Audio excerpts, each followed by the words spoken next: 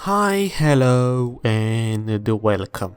Today I want to tell you a few things that you might want to consider doing, or maybe you're already doing, that could save you some of that precious time that you're wasting playing Black Desert every single day. And by that I mean there are a few ways to optimize the time you're playing and maybe stop wasting some money in the long run.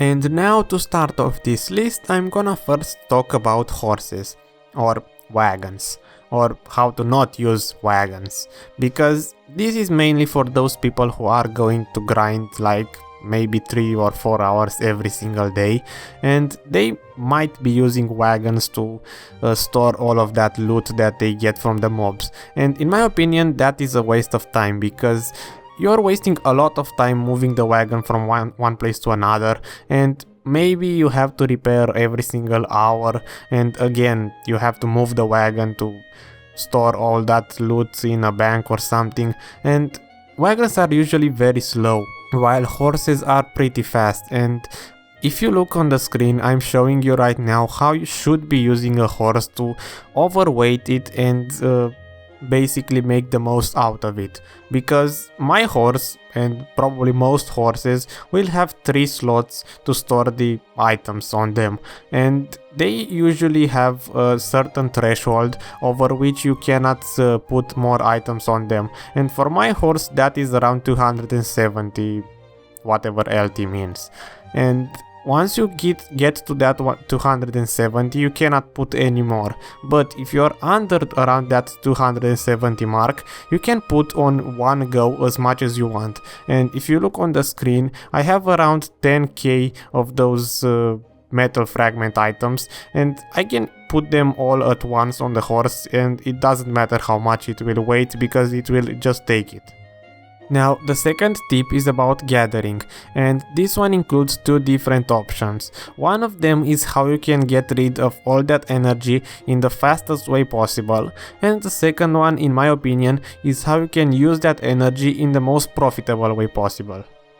So if you're going for the fastest way possible, then you have to go and gather at Goat Mountain, because I personally can use all of my energy, which is 214, in around 25 to 30 minutes if I go gather there, which is actually pretty good. And considering that I live in Heidel, then for me the trip to Goat Mountain and Heidel is really short, usually under 1 minute.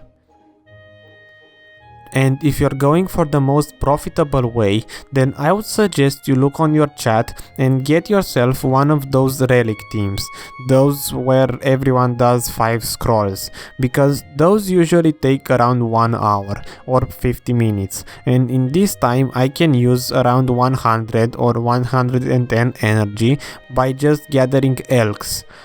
And if you do this, not only you're using your energy to gather and maybe get a sharp or heart, but also you're getting a lot of profit from the relic run itself, because you don't even have to get the relic shards yourself. You can just buy them from the marketplace and you're still making a lot of profit from that, if you decide to sell whatever you get from the run on the marketplace. So for the third tip, this one is actually really easy. All you have to do is keep around 100k or even 30k silver in each of the big cities where you actually have workers or where you use the bank, because you're gonna have times when you want to transfer stuff from one city to another and you're gonna hate yourself for having to take your horse and go there manually. Number 4.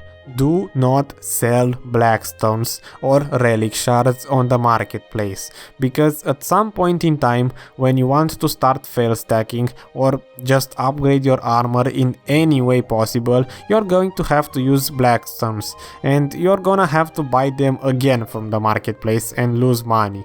And for the relic shards, you're making a lot of profit if you actually do the relic run itself.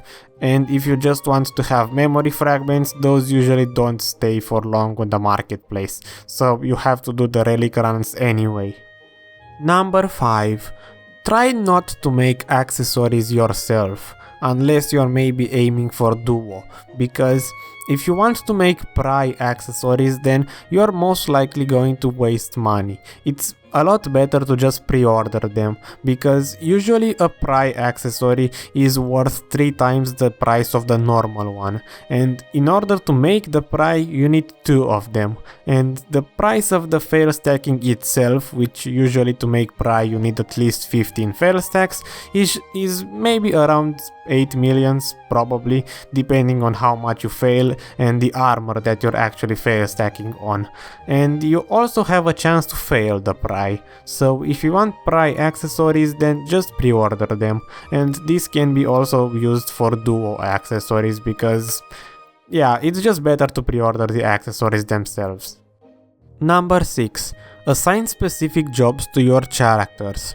Like for example, these days half of the life skills don't even use energy anymore, so you don't have to worry about your alts not getting energy while they are offline. But if you want to go cook or do alchemy or even training horses or something like that, you should use a specific character other than your main character to do this, because let's say you're going to grind in Valencia or at Pirates and you're not going to be there all the time, you maybe want to AFK or maybe go to sleep or something else. It's a lot better to have a different character do this for you, because you don't want to have to run back to your city, then when you're done just run back to Valencia or Pirates or wherever you are. It's just more convenient. Number 7. Food buffs and elixirs. Now, if you're going to go grind for experience, make sure to get experience elixirs with you, because you're gonna save some time in the long run if you use those as well. And about food buffs, if you're a new player and you don't have level 30 health, make sure to spam food buffs, because you're gonna want to have that health or extra health in the long run. And now for number 8, this one is a little bit obvious, but if you're gonna start to do life skills, then make sure to specialize on only 1 or 2 of them, and make sure one of these is a passive income, not active, like fishing is passive, or maybe you consider farming to be passive, but you want to have one form of passive income and the other life skills to be active, but don't focus on more than 2 or let's say maximum 3 of them, because if you only focus on 2 or 3 of them, you're gonna get a lot of money from these, because you're gonna start to get experience from them. But if you start to do every single life skill, then you're not gonna get good at any of them and the profit will be quite low. And I guess that's about it. 8 ways you can optimize your time spent playing Black Desert. So I hope you enjoyed this video and maybe found it somewhat helpful, and as always, see you next time.